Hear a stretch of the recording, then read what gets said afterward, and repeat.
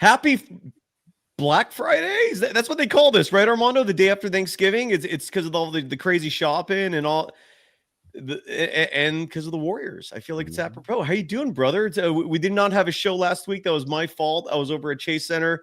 Good to check in with you, man. You ready to go? How are you feeling? I'm feeling good, man. Excited to be back after 2 weeks. Talk to the smartest chat in Warriors fandom on Friday nights. Easily the highest IQ audience in this game. And let's talk Warriors. We're officially at the quarter-way point of the season. Well, somewhat officially. 20 games. It's an 82-game season. You could be a little liberal with whether it's 20 or 21.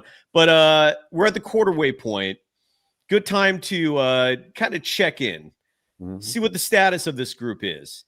I find it very disconcerting that at the quarter-way mark, and side note, it doesn't feel like the quarter-way mark at all, but that's the truth. It's very, very disconcerting that this team has no identity. This team has no idea who they are. This team's giving you mixed messaging between its star players and its coach.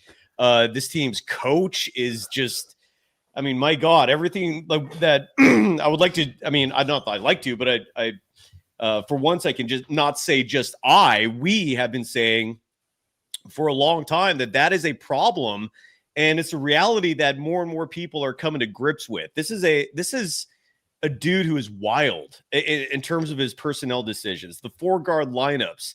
What are we doing here? And that's one of many reasons why Armando Lara is awesome to bring on, because he provides some incredible analysis pertaining to this shit show. So let's get into it. The program's called Golden Days. It's Friday. We're in the holiday season, and we're powered by FanDuel. Let's go.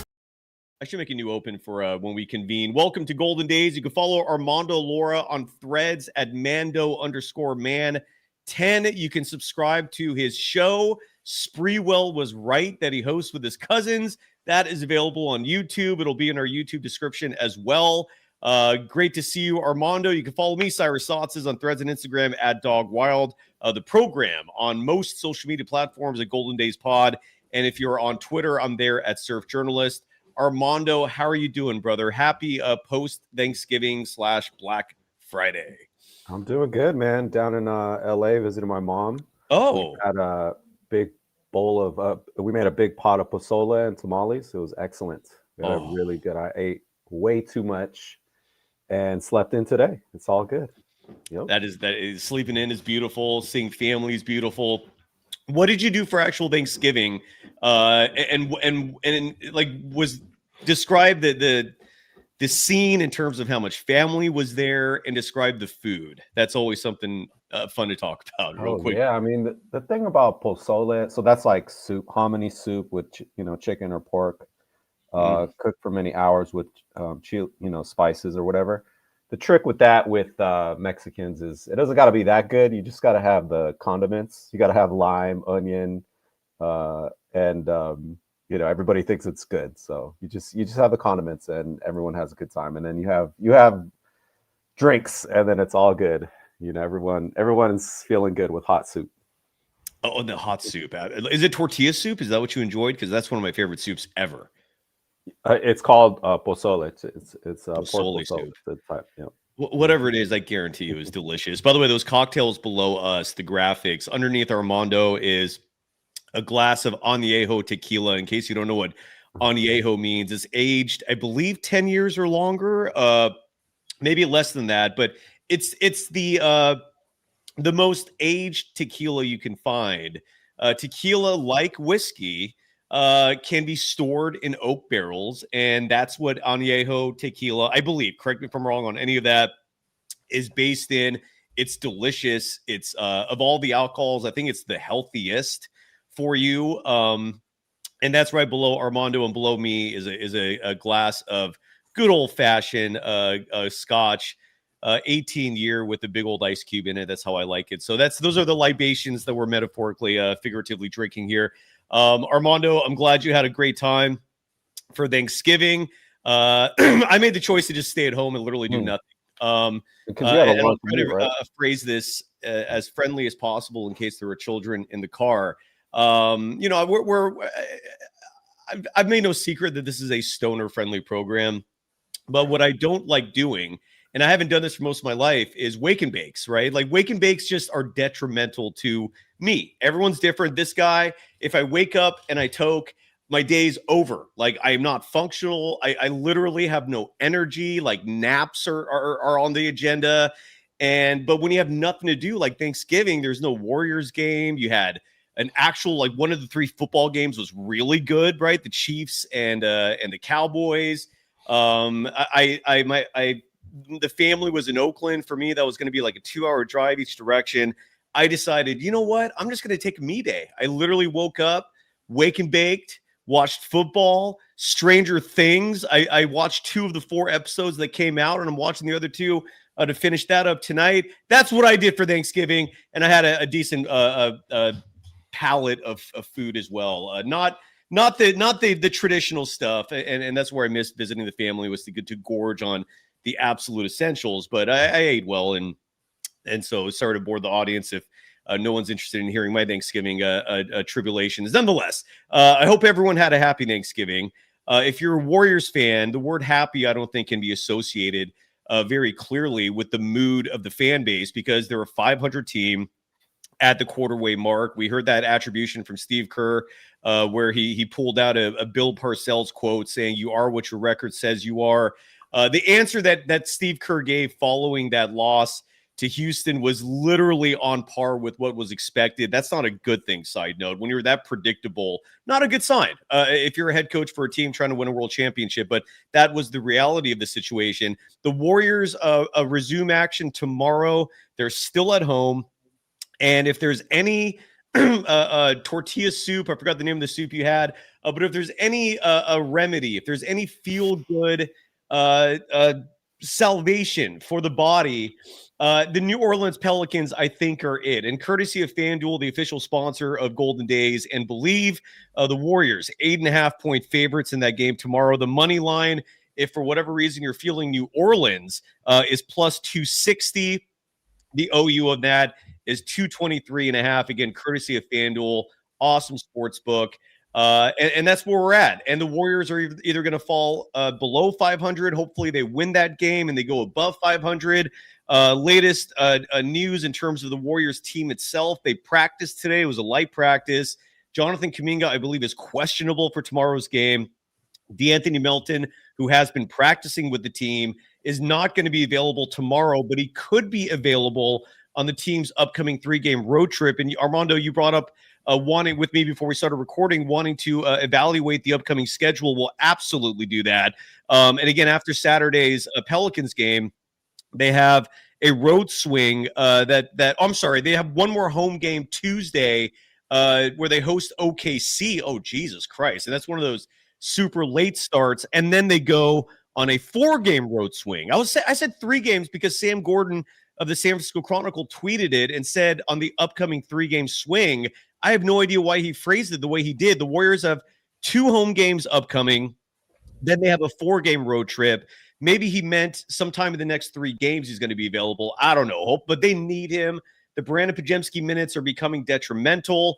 Armando, I'm going to shut up now. How are you feeling about the Warriors? Let's start there. They're 10-10. We know what the obvious answer is. No one's feeling great about this team, but in intricate detail, how are you feeling about the Golden State Warriors, brother? Oh, man. I mean, obviously we haven't talked in 2 weeks, and before we got on, you were like, "What should we talk?" What was on my mind? And I'm like, "There's so much I don't even know where to begin." But I do want to talk about Coach Kerr's comments and Butler and Draymond and all that, and actually compare it to some comments I made last year. Yeah, but just in general, I've been noticing this trend amongst Warriors fans the last week, just feeling, and even in our chat, in the chat, I hop on after the game and I look at the Golden Days community and just people feeling really down about the season. And I just want to say, I understand you guys feeling bad about this season. I where you guys are at now is where I was 2 years ago. 2 years ago, I understood the structural problems with the way the theory of the way the coach saw the game and how he was intellectually committed to it. and the way that shaped the roster decisions. And I could see, and then I saw the panic trades along the way, and not being able to work to high ceiling wing lineups. And like the 2 years ago, those seasons were really tough for me. Like my love for this team, my love for Stephen Curry, my love for Draymond, like just wanting them to get that fifth ring, and like feeling really bad, like, every night, like watching Anthony Lamb play over Jonathan Kaminga, hearing the coach say that Andrew Wiggins doesn't fit with Jonathan Kaminga, just hearing that stuff over and over again. Like I went through the grieving, which what I think fans are doing now, which is why I was able to, like, even through all the winning last year, the stupid easy tanking team, easy soft schedule winning they did at the end of last year with Jimmy Butler, like I was able to see through it because I have a theory of what it takes to win in the NBA, and I'm able to understand how this doesn't fit it. What's the theory? Oh, the theory is switching wings, athletic youth talent, and doesn't mean shit in 2025. So, just to summarize it a little bit, but like it's love the summary. Continue on. So I want to say, like, this year, guys, chat, I'm really enjoying it. It's such a relief for me to watch this year and root for one thing, which is for this coach to get exposed. Like, that's the only thing I'm rooting for, is for the starters to be healthy and for them to lose playing and Steve Kerr's way. Because that's how effed up this situation is. It's like real fans that know what winning ball is. Like, you have to evaluate this. It's like, oh yes, good. Buddy Hield coming in for small forward. Oh yeah. Moses Moody playing power forward. Good. Okay, more Al Horford in crunch time. Good. Jimmy Butler and Draymond Green hitting 3-pointers in the first quarter. That's why the game is close. Good. Like it's so like fun to just watch it all unfold and blow up in his face. Like, it needs to be undeniable where the buck stops, and just hearing, the vets, who are the real coaches of this team that are actually trying to work out these lineups and this offense and this defense, contradict the coach. Like, just seeing it. I mean, I don't root for the score. I root for things to be pinned on the coach. So, like, to be undeniable, like when I hear like, oh shit, even dumbass Fitz cannot deny the idiocracy that is going on the court, then I'm like, oh, okay, if even Fitz is saying it, like, oh man, this is great. I'm like, damn, cheers, this is awesome. Like, Armando, I brought this up like a week ago because I don't know if you're referring to the same thing I heard from Fitz, and I can't remember which game it was, but he was specifically calling out I think it was Podziemski, who he was nitpicking, and his rhetoric was something to the tune of, look, if these guys aren't making their shots, the coach better like send a message and bench them. And is that what you're referring to? Because I remember hearing that specifically, and I did comment on that on the show. That was one of the times. I mean, to be honest, Cy, this year we've started listening with the sound off because we cannot take Fitz makes the entire fan base stupider, dumber. Like, in the last 10 years, the Warriors went from the smartest fan base in the league to the dumbest, and a lot of it has to do with Fitz. I mean, it's not the fans that are on this show, but like, just if you walk around in public, like, it's actually some of the most. He actually uneducates the audience watching. I'm not even kidding about that. I've been watching basketball my whole life. I hear you. The biggest reason why I don't harp on Fitz as much as some others do is because I don't pay attention as much to his words. Like, when I'm watching a game, I guess I'm fully aware of the context of his position. He works for the Warriors. He's not going to be there to provide objective criticism. That's why when the national broadcasts are on, I'm immediately tuning into that because I'm getting a fresh perspective. They're not homers, at least not as much, even though you still hear Steve Kerr homerisms from even the national media, who give an unbelievable slant and bias to Kerr in coverage. It's just people are afraid of criticizing this guy. It's insane. And the charm factor is a huge part of it. Again, if any of you ever find yourself in a position where you're having a face-to-face with this man, He's one of a kind in terms of just making you feel special. It's a unique power he has. But again, if you're signing up to be a media professional, you're supposed to have professors teaching you in college, and then editors in real life teaching you like with fervor not to fall for that shit. Like, you're supposed to maintain a wall there to not let emotional charm influence your coverage. And yet, unfortunately, when it comes to the Warriors and this man, it's media professionals left and right fail at that task. Yeah, I mean, I don't know, Cy. Like, I just think some people don't really watch other teams. Like, it's not as bad. Like, our fan base gets uneducated by Fitz, and Kalena like obviously knows what he's talking about, but he there's some rule where he's not allowed to contradict Fitz. It's kind of like embarrassed. It's a little weird, to be honest, and like, if your main comments are it's unfair reffing and the players need to play harder, and Podziemski gets amazing rebounds in the flow that are wide open, and Jonathan Kaminga should do that every time down. Like, I don't think you're doing a disservice. It ain't even about being a company, man. Like, you're just straight up I don't know. It's PR stuff, It is. You're right. That's fair. Mm-hmm. That's absolutely fair. I mean, again, when someone's literally employed by the team, my expectations are low. But when you have a pool of beat reporters who are not employed by the team and they're acting like they're on the payroll, that's where I start taking issue. You're supposed to be objective. You're supposed to present a neutral viewpoint as an outside observer.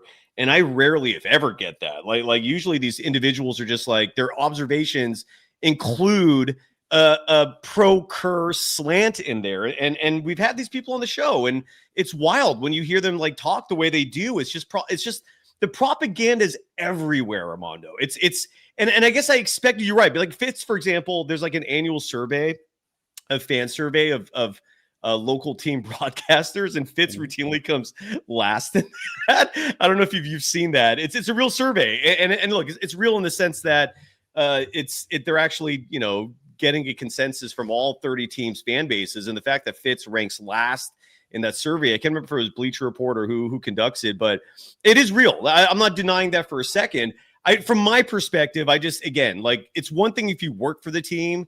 It's another thing if you work for, a newspaper, a news organization, and you're still echoing those same talking points. That's where it just really gets cringeworthy for me. But what do you? Yeah, but do, so I mean, anyway, so I love this season is so great. I mean, it's played out basically exactly what I was talking about in July and August and October.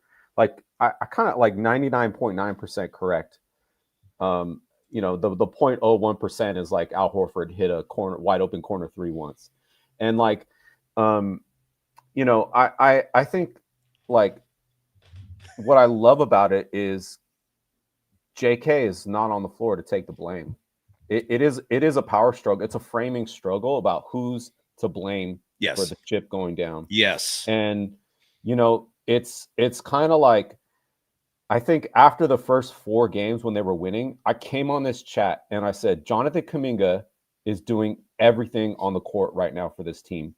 That's why they're winning. And he's going to get hurt as a result. It's going to be a fatigue injury. That's literally exactly what happened. And as a result, he had to lean into small ball, 3-guard small ball, more on ball, which led to injury ball. And 4-guard, Armando. 4-guard. Disgusting. And I loved after the 2 Spurs wins. I want to talk about those 2 Spurs games. Fool's gold, yes, the fool's gold. And by the way, Armando, what do you say to Penny Tomlinson in her chat, who accuses you of preferring to be right than the Warriors being successful? Do you agree or disagree? Any thoughts? I can understand why Penny would say that. It's a common misnomer, but if you think about it, if you think about it for 5 more seconds, you realize that they ain't winning shit the way they're playing. And what I want them to do is reach their ceiling where they can win a championship title. And I said this after week 1. What are they going to do? They have to fire this coach right now if they're going to make a move. This is it. And that's what I'm rooting for. It's for the betterment. It's for the better good. I don't know what you're rooting for. You're rooting for 2015 Kobe Bryant. It's all good. Keep cashing the check stuff. What's Draymond going to say on the next podcast? That's what you're rooting for. So, I mean, I'm trying to get winning ball. This is loser ball. This is injury ball. It's not even loser ball. It's injury ball. And, so after those Spurs games, I came in the chat on Golden Days, and I was so proud of the chat, man. Oh, my God. Everybody they were not feeling it. They knew what the fatigue cost it was on Draymond Green and Stephen Curry. Like, I could not believe how people saw through that. Like, yeah. I was really impressed. And of course, and I listened to the other fan bases like Light Years and all that stuff. They were like, oh, this is great. We're a championship team. Man, shut up. Like, one thing I've been harping on for the last 3 months, guys, is, when you learn how to watch NBA basketball with a fatigue meter, then it all comes together. If you look at how much fatigue cost there is on every single play, both for the offense and the defense, then you come to actually really understand what's going on. It doesn't matter if the ball goes in or not. It's how hard was the defense working and how hard was the offense working to make that outcome happen. And those Spurs games, I'll tell you what was, those were, Curry and Draymond Hall of Fame legend games. Yeah. Like beyond hero games. And it was so exciting to see, and I loved it. But what did I say after those two performances? 1, Wembanyama was going to be hurt. And 2, Curry was going to be on the injury list, and so was Draymond. And that's exactly what happened. Yep. They lost all the next games because it's the Western Conference gauntlet. And Armando, important to note too, the Spurs play right into the Warriors' hands with their lineups. Like, they also roll out 4-guard lineups or 3 guards and a forward and Wemby. And that's exactly what the Warriors would want you to do, right? I mean, they played right into the Warriors' hands, whereas the moment the Warriors play a team that rolls out the bigger athletic lineups, Orlando, Houston, they're cooked. You can't small ball, and it's not even small ball. It's like hobbit ball. It's the lollipop guild. You can't have GP2 out there at 6'2". You can't. Steph is 6'3". Brandon Podziemski is 6'4", but he's slow-footed. That's not going to work. Buddy Hield is 6'4", and Buddy Hield's not even making shots this year. Take Steph out of that.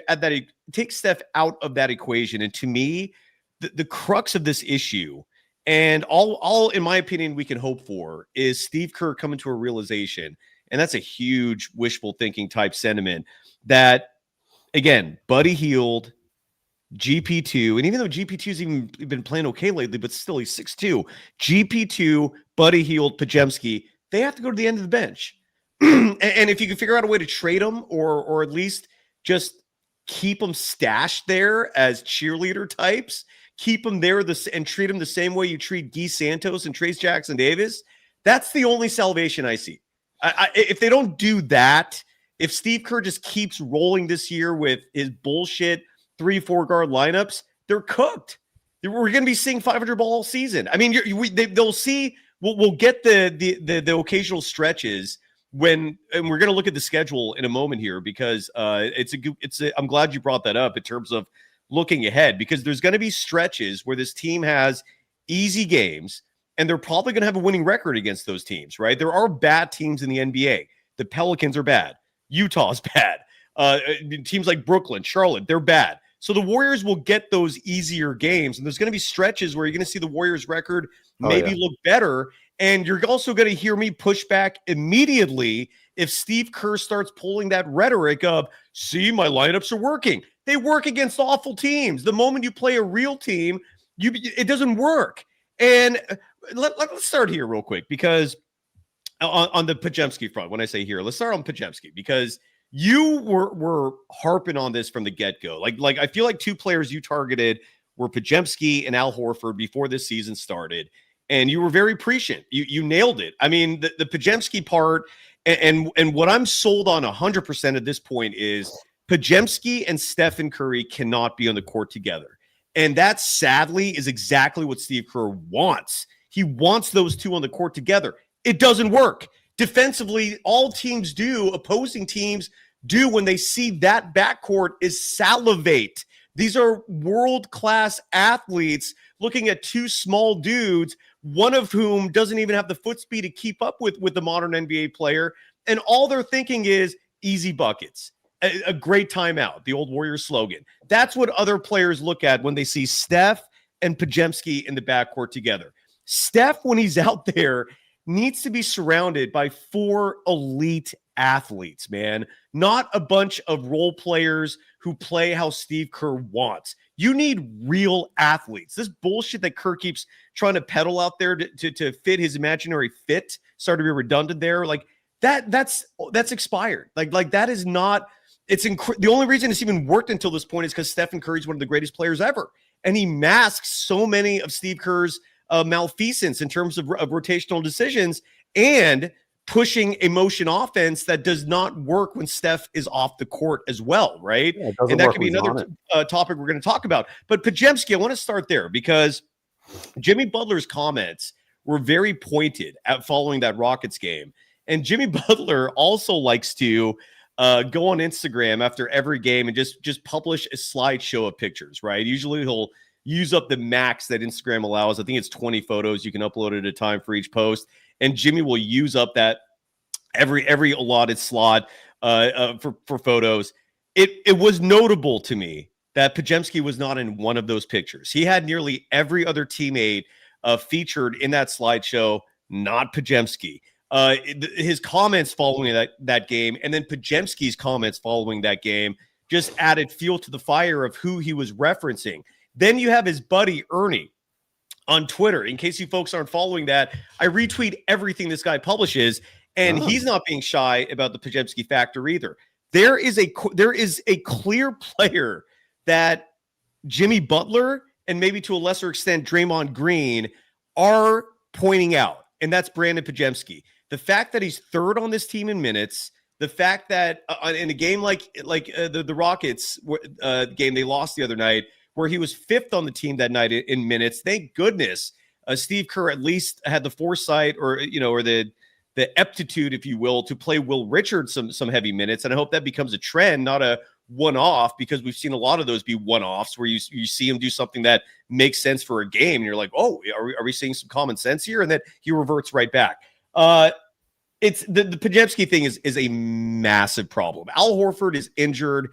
To me, Al Horford is I think we could already safely say that was a swing and a big fat miss because he looks like his age. He has no verticality. He is a defensive liability most nights. If he's not hitting those threes, he doesn't bring much value to the basketball court in general. And he's also hurt. So it's almost like irrelevant talking about him right now because I don't know when he's going to be available again. But I think Al Horford's pretty much done. I cannot imagine him being a part of these rotations again. But the Podziemski thing is huge. And I don't know how you justify giving him heavy minutes moving forward. What are your thoughts on that? Yeah, just 2 seconds on Al Horford. I don't have any evidence of this, but this is just what I know about this league. There's no doubt in my mind they saw that he's completely unplayable. He has cement feet worse than Kevon Looney. And I don't think he's injured. I think they're trying to get him into shape, basically. They're trying to up his strength because his main issue is it is the speed. He can't get back on defense. He's getting outrun for fast breaks every time down. But the main thing is he can't box out at the center position. Basically, guys are just putting one bump on his ass, and then it's a offensive rebound. And yeah, that's right. He's getting Anthony Lamb rebound. He's getting lammed. Well, Armando, you pointed that out, and I see it all the time now. Other players just reach it. Like that's not supposed to happen to Al Horford. I understand it if it's happening to GP2, Buddy Hield. If players are reaching over them for rebounds, I get it to a certain extent. That the fact that's happening to Al Horford, a guy who stands 6'9", he has no verticality. There are pictures of him that I comically laugh at, dude, when he tries to jump and you see just a smidge of airspace between the ground and his shoes. He has no hops anymore, man. And players on other teams are grabbing rebounds over his back without fouls being committed. It's egregious, brother. Sorry to interrupt. No. Actually, there was a great comment by Acknowledge Me Now. Training in water is what he's doing. He's doing the senior citizen calisthenics in water. And I don't when the media is not getting an update on injury status. This happened to Pods last year when he faked an injury to get his mind right. Like they're not he's not injured. He's in a strength and conditioning program. Maybe there was technically an injury, but they're trying to like beef him up, so to give it another shot because they're desperate. Anyways, but back to Pods, like, yeah, I called it, and it's amazing to me that basically the entire media, even Marcus Thompson, like, see this guy as some kind of basketball, like not only a solution, but somebody that belongs in the NBA. Basically, maybe he would make a couple rosters, but I don't think he would make any starting five on any NBA team other than one coached by Steve Kerr. That's how bad it is. And when people talk about it, it's his free throws, which are bad. The fact that he doesn't connect the way that they think he does. The fact that he hesitates on three, he does these pump fakes to nowhere. When they actually need somebody like him to be on the court to shoot 45% from three, like to actually just let it fly. And he's actually, it is psychological for him because he's actually a lot better when the shot clock's going down and he has like a step back bomb. He actually hits those better than a wide open 3-pointer that is created for him in the flow of the offense. He doesn't hit those, kind of like Buddy Hield. But so it is psychological, but that is due to athletic inability because the game is too fast for him. But that's not even his worst skill, which is what I've been saying all since the summer is it's defense is his worst problem. Yeah. I mean, it's there. I what you said about Draymond and Jimmy, I do think this is a slight war with Steve Kerr. They're not allowed to directly contradict Kerr. And obviously I've heard things behind the scenes where this is kind of like the bad boss where you're not allowed to contradict because he's kind of an egomaniac. And like they're sending signals to him like, hey, defense. We can't just allow rim runs. And obviously, chat, we've been trying to come up with a nickname for Podziemski closeouts. I think Sugar Sweets, by the way, just came up with the perfect nickname for Podziemski. Can you read that right there? Rudy. He's Rudy. Like Podziemski is Rudy, like the Notre Dame football guy. Like he should not be getting real minutes. He should be in there at the very end, covering a kickoff, maybe getting a play or two in garbage time. And look, if you want to hoist him up as a success story because he does not have the physical traits to be an NBA player, but his heart, right, his will is the one that gets him there. Awesome. But Rudy never played real minutes either, right? So, like Rudy was just a testament to how far hustle can get you. Doesn't mean Podziemski should be playing either. I like the Rudy nickname. Sorry, go ahead. No, so I don't want to be a broken record on Pods. You guys know what I think about the defense and his closeouts. But the closeouts that don't bother shooters and it's just matador closeouts. That's what Draymond and Jimmy. And then Steve Kerr's coming back in the media and saying, no, our offense, our flow, he literally said today, Podziemski's so critical to our offensive flow. Like and that he thinks offense is our main issue. Like there's obviously a little tension over those minutes and that role. But, I wanted to add this piece about Podziemski, which I hadn't said before, which is that, he's going to do okay tomorrow night, in Steph Curry's role. And I think you've been on this side, like, yes, as a backup point guard, he actually has positional size as a point guard. Exactly. And that's what makes the situation, people say, why are you criticizing the coach and so much? Because it's like obvious. It's like no coach would play Podziemski as a small forward, let alone a shooting guard. And like I'm not making that up. That happens. I know.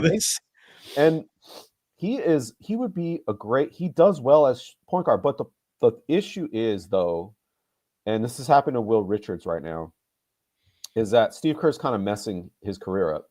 Yeah. Because he's not being developed as a backup point guard. He's not developing pick and roll skills, and he's not developing skills to guard point guards that he's smaller than, or he's bigger than. I mean, he got roasted by that tiny midget, that tiny little person on the Rockets yesterday. How dare you, Armando? You're going to get canceled for that. You just use the N-word. That's not that's not like a random occurrence. That's about developing you in your natural position. And I feel bad for him. I really, really do. Like, he's not, I people were shitting on me when I was ripping on Klay Thompson when his last 2 years here. I don't think he's an NBA player anymore. And it took Dallas an extra year to figure that out. He's going to get traded. He'll probably get another contract because it's, fans selling ticket stuff. But, you can tell when guys are on their way out of their league. Out of the league. And, I don't think very highly of the talent level. It's not, you don't have to be nice. It's just, it is sports. I don't know the guy. So whatever. Armando, you're right. People take it way too personally when we criticize Kerr, when we criticize like certain players. Like, this is sports media. This is this is the environment. This is why we exist. If you want propaganda, if you don't want just Homer content, just cheerleader type stuff, every other show has that. Like that's plentiful out there. There's a plethora of positive spin for you out there. We are it. Like, I would not sound as negative if the analysis, if you will, was more objective, was more fair, instead of just this constant effort to try to avoid making Kerr the primary issue here. It's insane. It's utterly insane, dude. One thing I noticed, Marcus Thompson and Cal Kami on their podcast yesterday were talking about how the Rockets had these like no-name guards come in and just really attack the Warriors. They were hitting threes and attacking, and those players, by the way, just to give a face and a name to those individuals, J.D. Davidson, who shot a perfect 100% from the field, and Jay Sean Tate, who also shot a perfect 100% from the field. Both those guys look better than Brandon Podziemski, by the way. Just throwing that out there. Yeah, and that's what I've been saying, Sai, is like, people got so invested in this guy, and it's a moving goalpost amongst Steve Kerr supporters, because before you criticized Pods and it was like, no, this guy's good, he's great. This guy's, he's so good. He was so good in the game 5 of Minnesota when Minnesota wasn't even trying, and he was so good in the 30 games or whatever. And they really believed in him as this like 35-minute guy, and the coach was investing in him all those minutes, taking small forward minutes away from Jonathan Kaminga. That is a real thing that has happened. And now it's a moving goalpost. Like, no, he's being asked to do too much. It's not his fault. It's like the things are connected. And are people saying that about Podziemski? Yeah, like it's a moving goalpost. Like, and the thing is, what I was saying is the whole time is like, guys that could shoot and dribble, and that's the reason why he plays so much for the coaches, because he could dribble. The lineups need dribbling. That's the fit. It's so stupid. Like, these are NBA players, and if they're asked to do a job like dribbling into an offense, they can do it. I've seen Gary Payton do it. He did it the other night.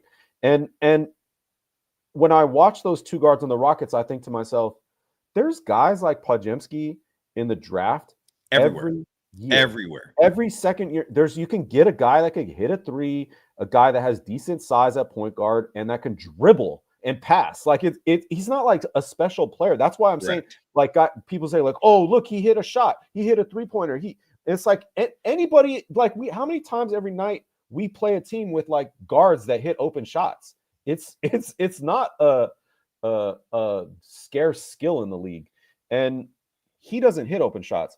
And we have drafted one. We've drafted a better version of Podziemski, which is Will Richards. And play Will Richards at shooting guard. He's got long arms. He actually has positional size at that shooting guard. We have always had the guy in Moses Moody. Moses Moody is not a power forward. He is a shooting guard, and he is unleashed. Whenever you see Moses Moody have a great game, it's because he was unleashed as a shooting guard with massive positional size. And I I just don't understand what the coach sees in this guy. And even worse side, here's the new piece I'm gonna add. How can you, as a smart GM and owner, if you're so smart, you're so in light years, allow a player like this to be on the team if you know your coach is going to overplay him? How is that possible? It's a dereliction of duty that you did not get this guy off the team because you know the coach is going to miss. That's fair. Him. You're right. That's fair. That's absolutely fair. And it's been an endless challenge, I feel, for this front office to try and figure out how to find good players who also would get minutes under Kerr. And it's, you know, and I brought up Armando the last show. If there's ever going to be a single criticism that I have for Stephen Curry, it's enabling his head coach to just wield this much power without any accountability. And we all know by now, like, Kerr he's a control freak. Like, and I think that's part of the Podziemski value for Kerr is this is a player that Kerr can just beat up if he wants to, in terms of like just berating him, yelling at him, like, you know, just someone that he could just literally just bark orders at, because Kerr can't do that with his stars. Kerr can't do that with like players like Moody or Kaminga. But with Podziemski, you know, with players like GP2, with a Buddy Hield, like, he can do that without inhibition. And it's shameful. It sucks. It just absolutely sucks. By the way, there was someone in our chat like a month ago, and I can't remember if this was a show that you were a part of, Armando, but because I wanted to bust out the trade machine, and I started griping about the fact that these trade machines that are available don't allow you to make trades with players who are not eligible for trades until, say, January 15th, like Jonathan Kaminga. And somebody pointed out that Spot Track you can, and I did figure out how you can do that with Spot Track. So to that person, I thank you, because we could have some fun again. The Sacramento Kings, for example, and I just want to throw this one trade out there. And side note, I'll happily hit this trade machine if you're interested. Like, I saw somebody bring up Michael Porter Jr. in the chat. That is the most unrealistic trade proposal imaginable, for no other reason than if the Warriors are going to make a trade that involves giving up important assets, they're not going to do it for a 0 IQ basketball player. And Michael Porter Jr., you can safely assume is just based off the commentary, based off at a bare minimum, just the words that come out of that dude's mouth. He's already been warned by the NBA not to continue denigrating the WNBA on his podcast. But I don't think there's a chance in hell the Warriors would give up real assets for him, and you'd have to, because Michael Porter Jr. makes over $40 million a year or somewhere in that ballpark. But the Sacramento Kings are a team that's going to be blowing it up soon. And if Brandon Podziemski actually had value, here, I'll share my screen right now. Wouldn't you think other teams would want him, right? I mean, isn't that one of the primary barometers, if you will, of a NBA player's value is their trade value? Like, would other teams want him if he's available? Well, let's say for the sake of argument, you approach the Sacramento Kings and you propose to them a trade that was very simple, right to the point. Brandon Podziemski to Sacramento for a player who gets inconsistent minutes and a player who I think the Warriors would dream of having, and that's Keon Ellis. Oh, look, trade successful! You can easily do it, and the Warriors would even save money in the process. Point is, if Brandon Podziemski was actually a good basketball player, you'd pull off a trade like that. But I don't think Sacramento would do that, because I think they realize Brandon Podziemski is not good enough to give up Keon Clark. What do you think about that?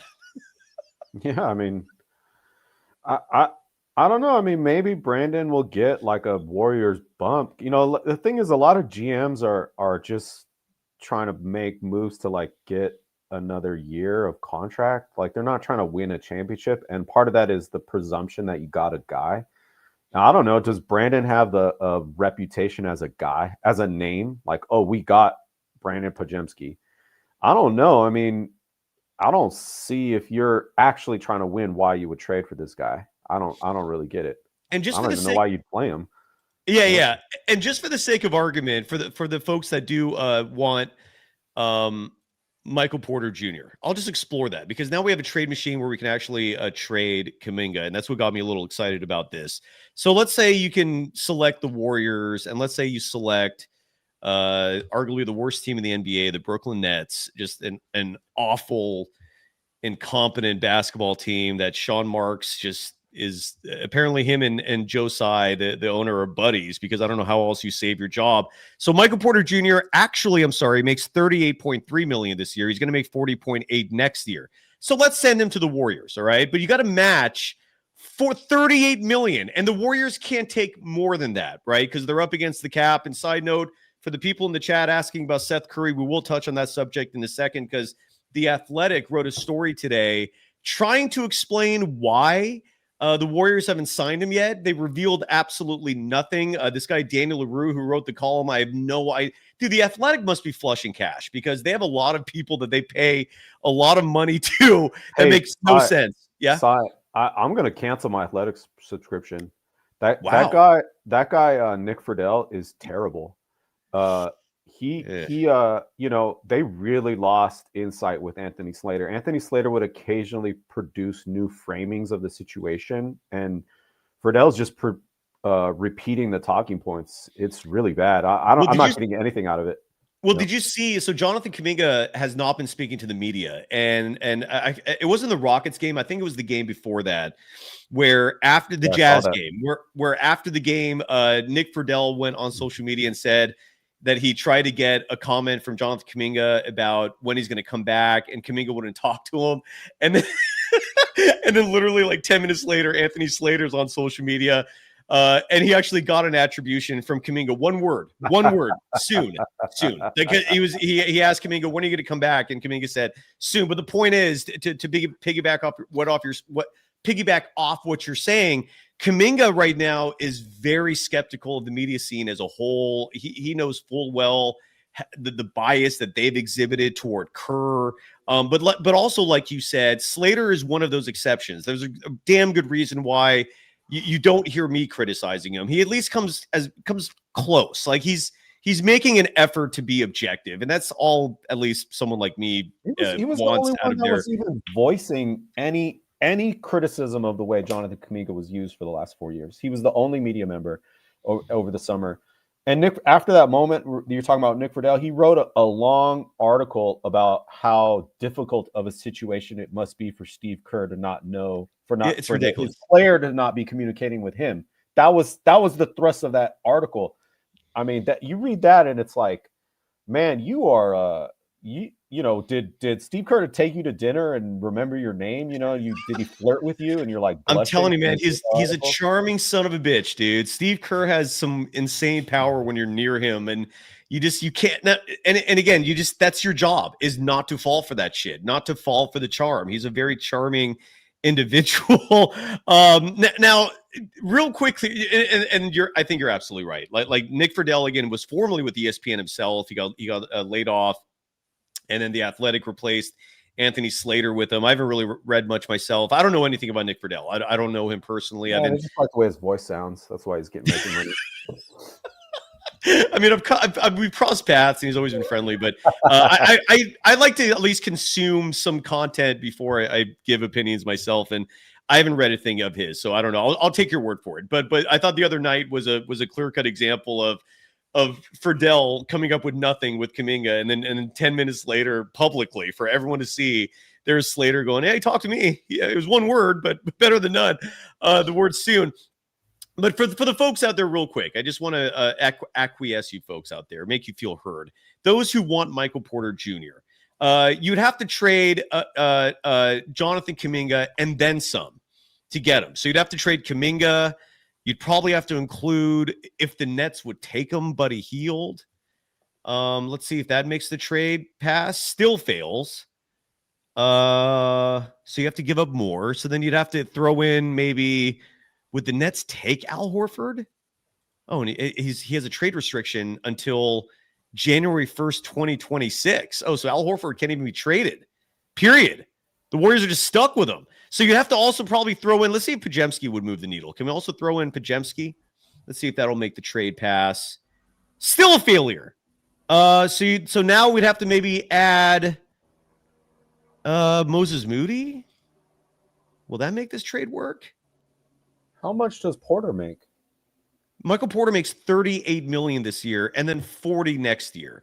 And this is why, again, this trade, never mind the fact that the Warriors would never in a million years entertain Michael Porter Jr. Yeah. Why did they just pay Kaminga? And the salaries would match. Well, you mean like a new contract? No, over the summer. Why did they just pay him more so that they could get the guys that they actually wanted?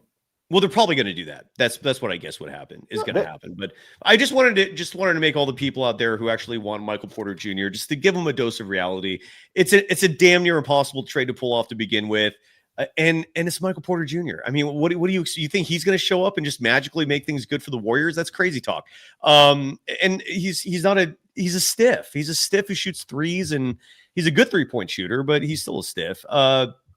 Well, anyway, so there's a little bit of hope left for this season, guys. A lot of hope. Yeah. So let's be positive for a second. You first. Go ahead. No, a little bit of hope. And I got a lot. Go ahead. You first. Okay. Yeah. So what's a little bit of hope? The last week of December, and here's what I'm looking for. It's the same thing I was looking for the first week of the season. And Jonathan Kaminga is healthy. They have Melton. Is there a coach in place that is going to move up in the depth chart as a 4-guard rotation? Curry, Melton, Moses Moody, and Will Richards. And as a forward rotation, Jimmy Butler, Jonathan Kaminga, Draymond Green.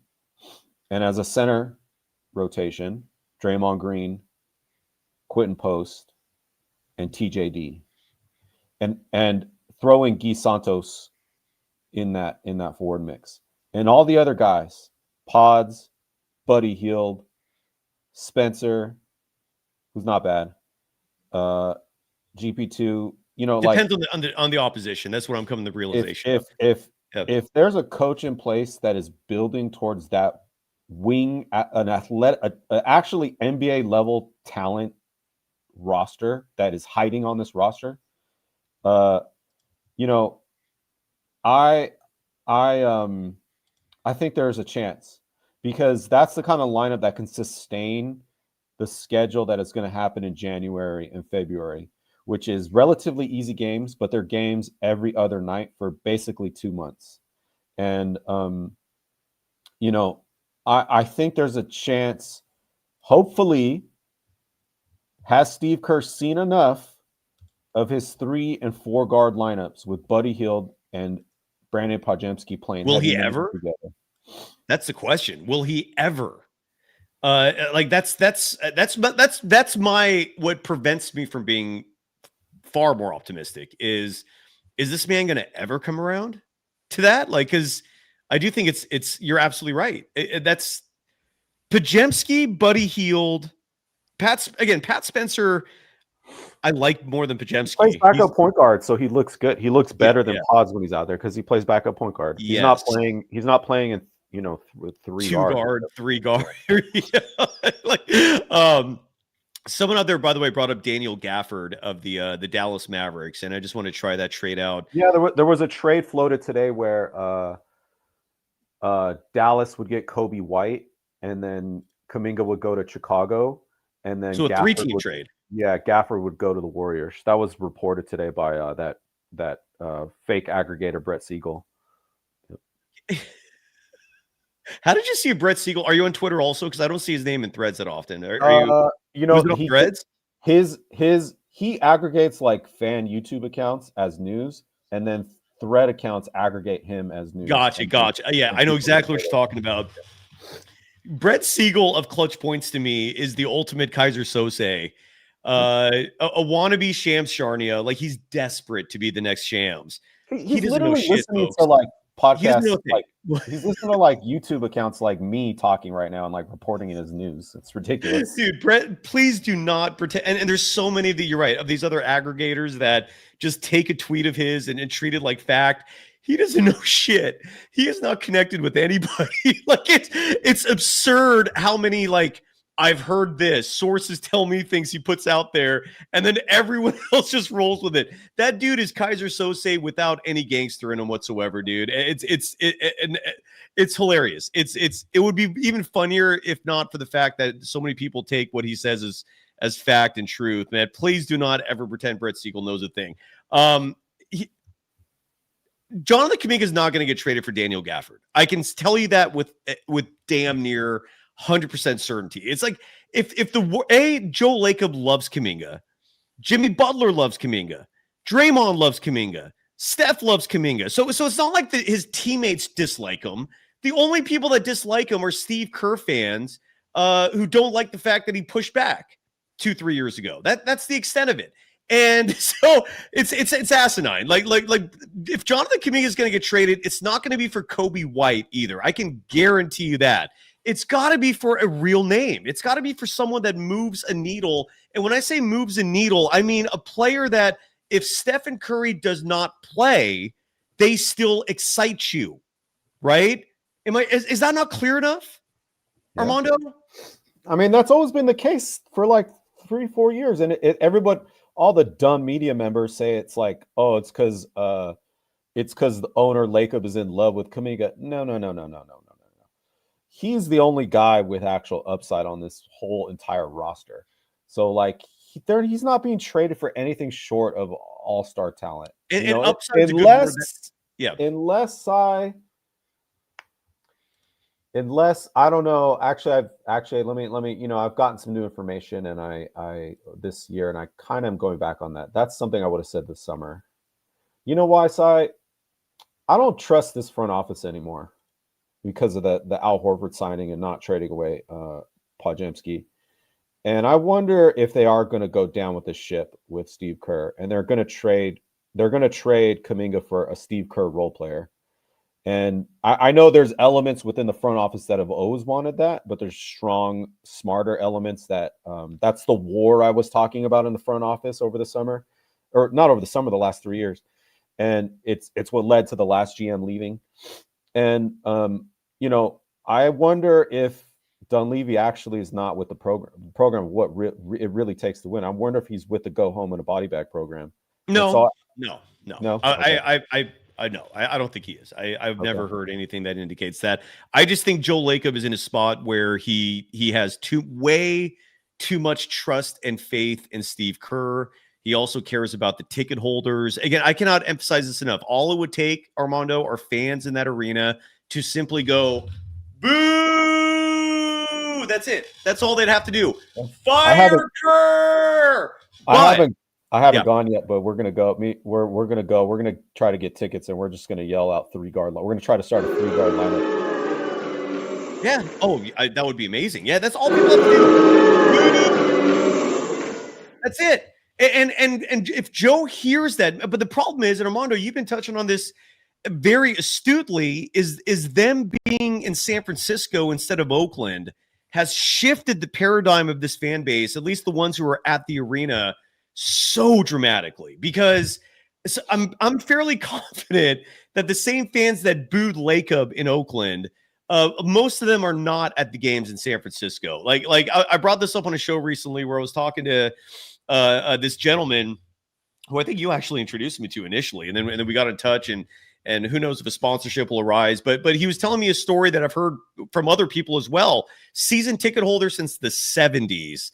Team moves to San Francisco. He has no desire to cross that Bay Bridge. If you're not from the Bay Area and you're unfamiliar, the Bay Bridge, the symbol that represents the Warriors logo, connects San Francisco and Oakland. It's also a nightmare commute. Like nobody takes pleasure in going across that bridge back and forth because of the insane traffic you have to deal with. So many fans that were probably a little more real, that were probably more authentic, genuine, in the East Bay, they're locked out, and they got replaced with this Peninsula crowd and this city crowd, all techies, all trend seekers, shitload of money in their bank accounts, meaning like they don't care enough to actually boo. They don't care enough to follow the team closely enough to understand the nuance of what is right and wrong. Now, if a team's losing consistently, yeah, you might start getting boos at some point then, but this fan base is a massive part of it in terms of who's showing up to the arena and making their displeasure heard, if you will. By the way, and Armando, I don't know if, and again, I feel like you and I have been on the same page with that for a while. And side note, you can't trade Kaminga for Daniel Gafford because Dallas is hard capped at the first apron. Again, every time I try to make trades with Dallas, it never works out. The only trade I've ever done that worked was Jimmy Butler for Anthony Davis. And I don't know if that's the worst trade ever. I don't know if people would like that or not, but any effort to get Daniel Gafford, I'm failing at. So Kaminga can't do it. So it'd have to be less money than Kaminga. So if we don't trade Kaminga, and let's say we try trading a combination of, say, Brandon Podziemski, maybe Buddy Hield. Let's see if that trade will work. Nope, because the Warriors will be bringing too much money in. I don't know how the hell you do it. If someone in the chat has a trade proposal for Daniel Gafford that they think would actually work, let me know. and I'll explore it. But it doesn't seem like it's plausible in terms of getting Daniel Gafford here. And on top of that, again, I don't think the Warriors are trading Kaminga for Daniel Gafford. You might have used the best word there, upside. Whoever you trade Kaminga for, if you want that to be a reality, the player coming back has to have upside. Has to. And Daniel Gafford does not have upside. Daniel Gafford is a big. We don't know if Kerr would even play him, but let's say he does. And let's say, for the sake of argument, the Warriors finish as a play-in team with Daniel Gafford. Now you are cooked. Now you have nothing to look forward to next year. And that's what you have to keep in mind here with these trade proposals. A guy like Denny Avdia of the Trailblazers is the ideal prototype example of a trade partner, except Portland would never trade that dude. So it has to be a name. And I'm looking. If anybody in the chat, like GFM, for example, G4M, I'm sorry, brings up Kobe White. Kobe White's upside is not Kaminga's upside. Like, that is not enough. If the Bulls threw in like a second guy, and I don't know who on the Bulls would be that guy, maybe you're talking, but let's try the trade machine just for the sake of argument. I think that trade might work. Would you do that trade, Armando? Kobe White, Jonathan Kaminga, you're getting smaller. You're getting a guy with a much lower ceiling. You're getting a guy who's defensively, I have no clue if he's even competent. I have not done my research on Kobe White in that regard. Kobe White, to me, I feel like you already have him with Will Richard. Like, you're getting a redundancy. Like, Will Richard is awesome. I feel like the Warriors, it's early, but I feel like they struck gold with this kid. And why get a second one of him? You know, Chardol in the chat saying Daniel Gafford. We literally just covered that. It seems to be impossible. Steve Wilton wants Trey Murphy. And again, the question there is, would New Orleans do that trade? The question also is, Trey Murphy is a very highly sought after player on the trade market. There are a lot of teams that want him. There's also the other huge question, the word you brought up, Armando, upside. Trey Murphy's upside, like, look, I wouldn't hate this trade. I wouldn't. If the Warriors announced a trade, Kaminga's going to New Orleans, they get back Trey Murphy, I think that would be a solid trade. I'm not complaining. But even with Trey Murphy, his skill sets are very limited. Dude. He's a 3-and-D guy. Listen, like, it's the same battle that's been going on over Kaminga in the front office and with the coaching staff for years. It's, should we trade him for a Steve Kerr role player? Yes. Or should we hang on to him and hope he becomes undeniable to the point where Steve Kerr has to play him and we just win, or trade him for an all-star? Those are the two sides. And they have punted on that decision many times. Years. And now, so in January, this is what I was saying in August. So when they're 500 in January, or maybe sub 500, like, they're hoping that decision gets it's obvious. So at that juncture, are you willing to trade Jonathan Kaminga plus a first-round pick to get a Steve Kerr role player, somebody like Trey Murphy? Do you think Trey Murphy is going to take that sub 500 team into championship contention? The answer, if you think it through, is logically no, unless the Steve Kerr contingent has has full control of the situation, which I do not think they do. And as a result, I don't really see them moving off Kaminga in that situation. And so they're just going to be what they are. And I think, we do have to go pretty soon. I think this is what's causing the Draymond Green and Jimmy Butler comments. And I want to talk about those, like the hidden messaging behind them. Because I think it's DEFCON 5. Is DEFCON 5 serious or DEFCON 1? I can't remember. DEFCON 1's the worst one. Yes, so I think it's DEFCON 2 already, 20 games into the season for these guys, and they know it, and because they know the scenario I'm describing in January. Like, are you actually going to go all in for a role player to take you over the top? I don't think so. Not if you're struggling to stay 500. Yeah, and you can make that trade with New Orleans if you throw in like a Brandon Podziemski. Like, you'd have to throw in more money to New Orleans than you're getting back. So if it's Kaminga and let's say Podziemski, Kaminga and Buddy Hield, you can pull that trade. My prediction is entirely in line with what you're saying, Armando. My prediction for how this is going to go down is the Warriors are looking at this as this is Kerr's last year. And the evidence for that is the veteran core of Steph, Jimmy, and Dre have already shown this season that they're not enough. And I've made this point repeatedly now that if Steve Kerr wants to salvage this entire thing for one last run, he's got to turn into Greg Popovich, and do the same thing Popovich did with Kawhi Leonard that he needs to do with Jonathan Kaminga. But unfortunately, that's never going to happen because Steve Kerr is not going to turn over a new leaf at 60 years of age and suddenly start opening up and communicating with his young players. That's not going to happen. And he shouldn't, as a man of honor, he actually shouldn't change his position because he's gone down this way for 4 straight years, costing Steph Curry's career, end of his career.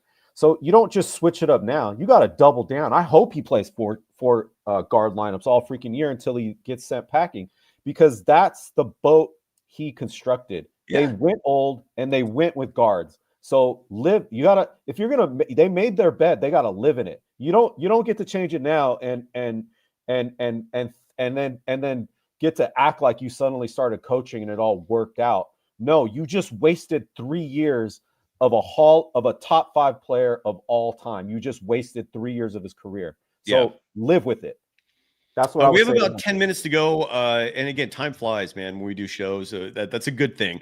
I want to quickly touch on Seth Curry because the mystery surrounding his status is profoundly interesting to me.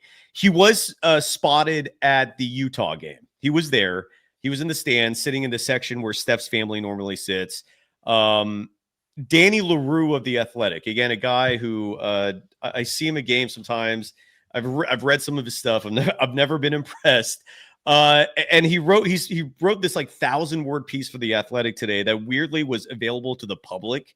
I think that's how uninteresting it was, that The Athletic's like, you know what? You don't even have to subscribe. Anyone can read this. So I read it, and it's 1,000 words of nothing. Like his entire and look, I will give him a little credit, and the credit is this: you at least touched on the subject. That's more than we could say about anyone else. So Danny, thank you for at least doing that. But what Danny's argument here in his column for why Seth Curry has not been signed yet is because, and again, and I mentioned this some weeks back, that a source told me it's not going to be till mid-December that the Warriors will sign Seth, is that the Warriors are so up against the second apron that even though they legally can sign him, according to Danny LaRue of The Athletic, the Warriors are also concerned about bonuses kicking in for certain players, because the hard cap would put the Warriors in a nightmare scenario where if they sign Seth and then if these bonuses started kicking in, I actually don't know what would happen. I don't know what the scenario is. Like, maybe the NBA would just reject Seth signing at this point because of that possibility. And so maybe the folks who made the original calculation for November 11th did not factor in bonuses. And maybe the Warriors aren't allowed to do it as a result of that. But the bonuses part of it was interesting. So, and players have all these bonuses factored into their contracts. Like if you play a certain amount of minutes, you score a certain amount of points, you achieve certain accomplishments, like an all-star game, for example, players get bonuses, and those bonuses do count against the salary cap. And so in terms of the Seth Curry situation, that is allegedly what's keeping him from being signed yet. But there doesn't seem to be any indication that he's not going to be signed yet, but it sucks. It does suck that he's not with the team, because I will say this for all the folks who look at Seth and say, what difference is he going to make? He's a massive, I'm not being hyperbolic saying this. I don't think I'm exaggerating saying this.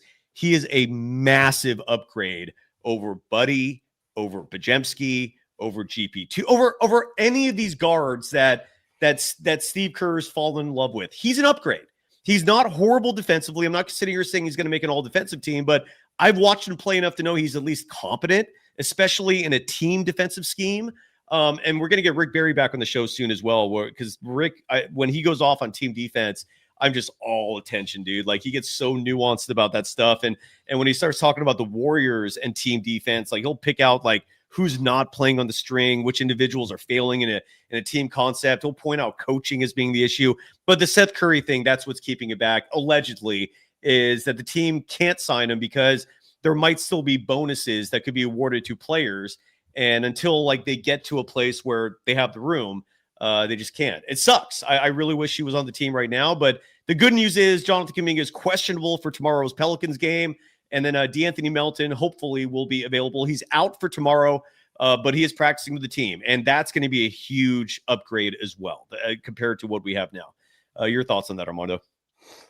I don't have too much thoughts on Seth. I mean, I think he's good in a vacuum, like many players. Like Trey Murphy's good in a vacuum, for instance. They're talking about it in the chat. But, yeah, where's the coach going to play him? Are they going to be played in 3 and 4 guard lineups? So like, I don't. It's hard for me to think about that kind of stuff. It sounds good, but is he going to be at small forward, Seth Curry? I mean, they did play him that way with Lee. So. Well, but again, I don't feel like when Steph and Podziemski are in the backcourt together, I'm cringing.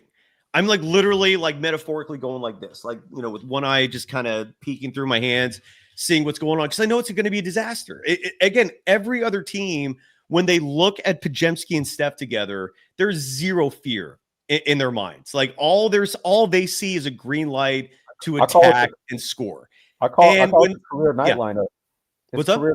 I call it the career night lineup. Yeah. Well, and again, there's that stat going around that 5 different players have had career highs against the Warriors this season. That includes Reed Shepherd recently, Ryan Rollins. There's 3 others. And look, when Seth is there, I'm not sitting here saying that there's certainly going to be fear in people's eyes, but at least offensively, you have 2 Currys to deal with. Like if you love spacing, you don't think you're going to get that with two Curry brothers on the floor? That's true. Pods is looking to pump fake to nowhere, 2 dribbles in to nowhere, and Seth is looking to get it in, which is what they need. They need someone to let it fly. And Podziemski has no touch on his shot. He's a very limited player. This is year 3. Unlike Kaminga, he's actually getting minutes.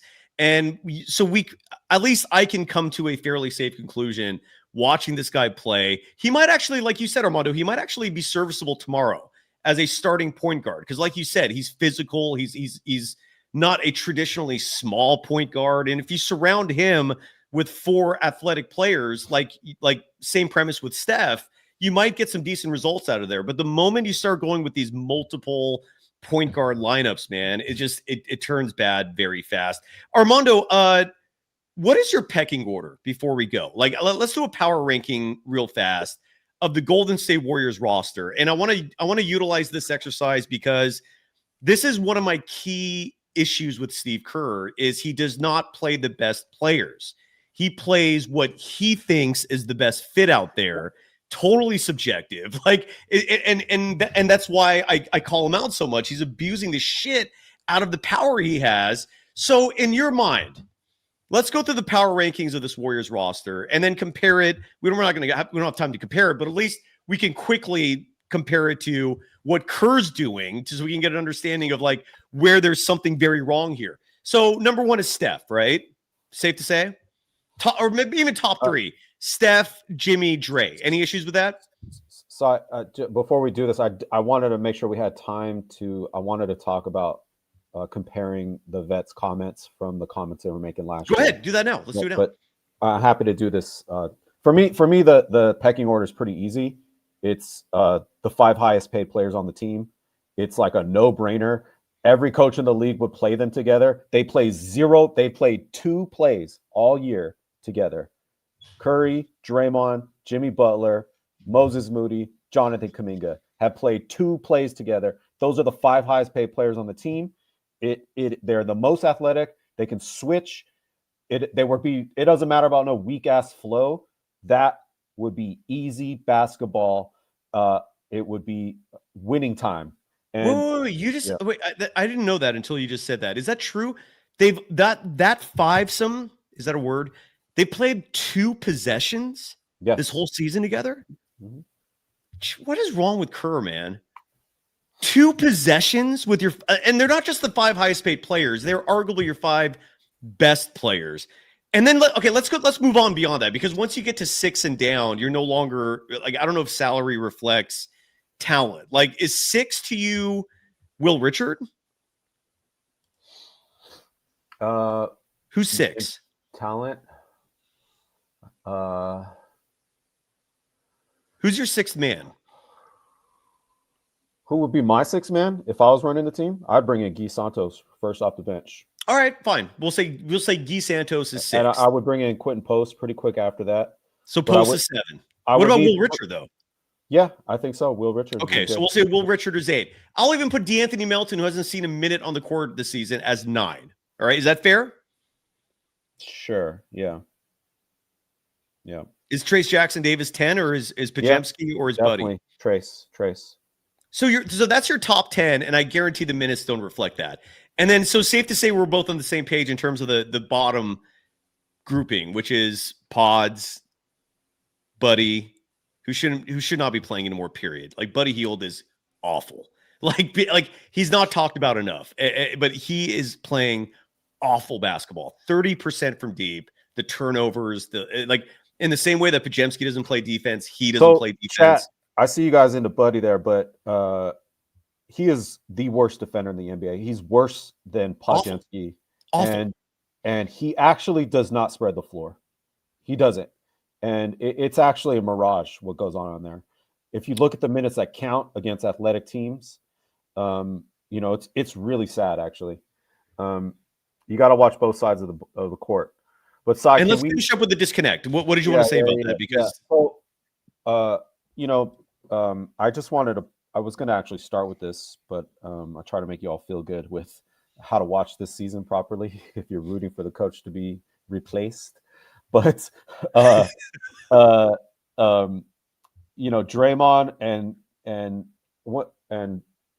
and Butler have had really public comments that are kind of contradicting the coach, and I talked about that. But I wanted to actually compare this to last December when things were pretty much in the doldrums, when they were playing Dennis Schroeder and it looked really bad, and they had to make a panic trade to get $53 million Jimmy, who's the 5th highest paid player on the league. Is that true? He's 5th?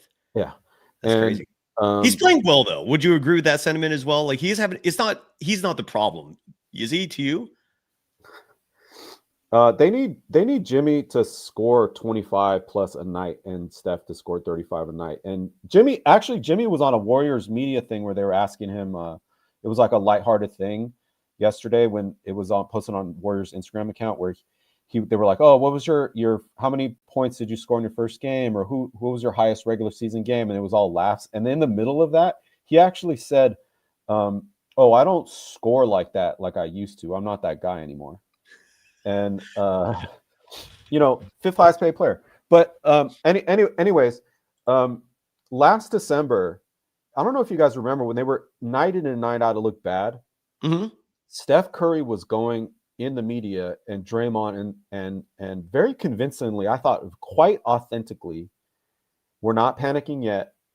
We're trying to build to rosters. We're trying to get to certain lineups. And I did think in December, one of the things going against Steve Kerr, which I feel I give him some leeway for, is that they were having successive injuries in December that prevented them from playing the best players on the team together.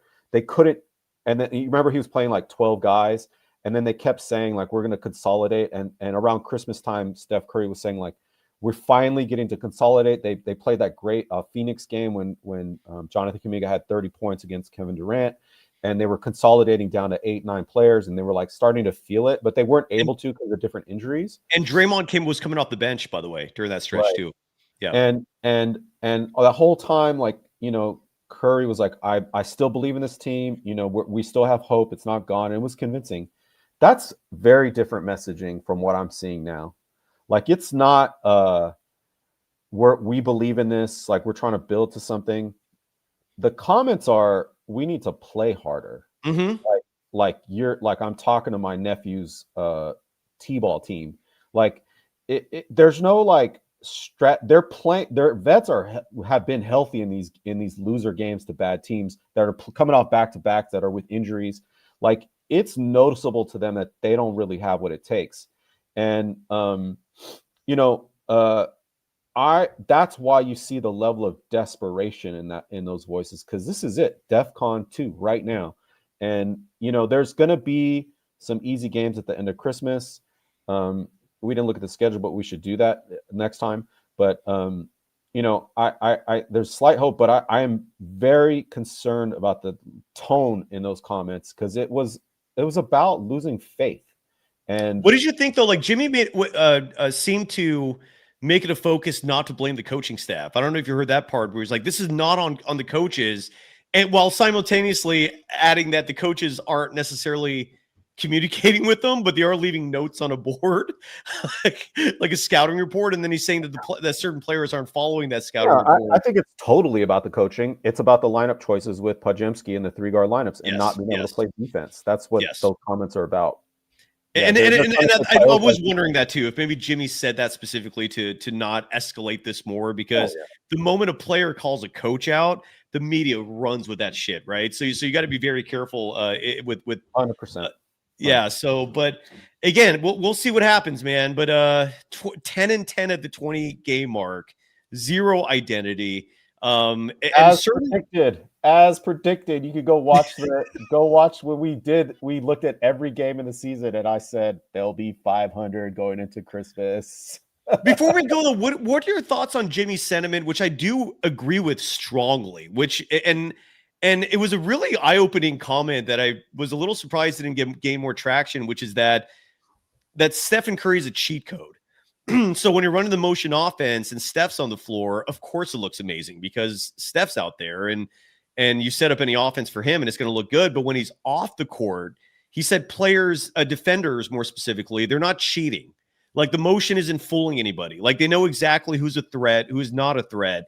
And which is a clear-cut example of this is Draymond Green. Every 3-point attempt is wide open, right? That is a clear-cut strategy opposing teams have with the Warriors. Is Draymond, they're going to live with those shots, right? And sometimes it burns them, sometimes it does not. But bigger picture, the motion offense, what Jimmy came out and said, and again, it was really crazy, and this was a strong pushback to Steve Kerr, is that the motion doesn't work when Steph is not out there. And his suggestion was run ISO plays for him and Kaminga because they are threats. And truth is, like, I would not hate some pick and rolls with those guys, man. Like, make the defense work. I don't see the defense stressing at all right now. Like, especially if Stephen Curry's not on the court, there is no panic whatsoever. Defense, other teams look too comfortable playing this Warriors squad. Your final thoughts on that, and we'll wrap it up. Yeah, I've been talking for months about how the quote unquote motion offense is the most predictable offense in the league. It's totally not innovative. The league has moved on in terms of every team in the league runs back picks. Like, it's, you know, and the level of pick and roll ingenuity going on in the league right now is unbelievable. And I think it is extremely notable that Jimmy Butler said that, in fact, the smart fans have been saying that for years about it's ridiculous to be running that without Steph Curry. So what was crazy is that it was actually voiced by someone with an actual outlet that, maybe you actually should have a different system. Like, it was unbelievable to hear that. So, the chat's right going on like this is the start of something that I'm hoping blossoms into the great purge of 2026. Yeah, and I'm still optimistic because I think when Melton comes back, hopefully Seth Curry signed. You look at the top 8 or 9 players in terms of the actual reality versus who Steve Kerr sees it, and if there's an adjustment there, if Will Richard is getting the Podziemski minutes, if Guy Santos is getting some legit role player minutes, DeAnthony Melton's back and he's getting most, if not all, of Podziemski's minutes. Kaminga is getting 30 plus minutes a night. I have very high hopes for this team still. And if you want to call me delusional on that, that's fair. We'll see what happens. But that's my take on it. Armando, I know you got to run. Happy Thanksgiving, everybody. Thank you to the highest IQ audience on the planet. That I'm confident of boasting compared to any other program we've got without no holds barred there. The highest IQ. Thank you, everybody. Armando, anything you want to promote before we go? No, man, we'll be back. Cousin Andres is out of town this week, and I was out of town last week. So for the Spreewell was right YouTube account, we'll be back online next week to watch a game.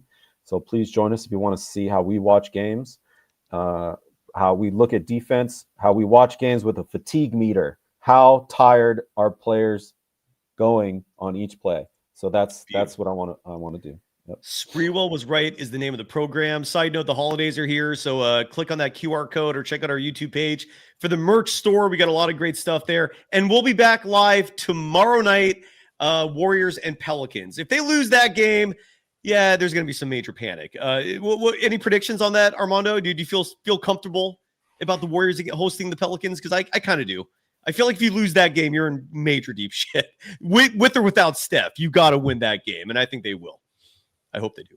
Yeah, we'll see if Kaminga doesn't play, and if Zion, let's say Zion sees what's out there, man. Ooh, boy.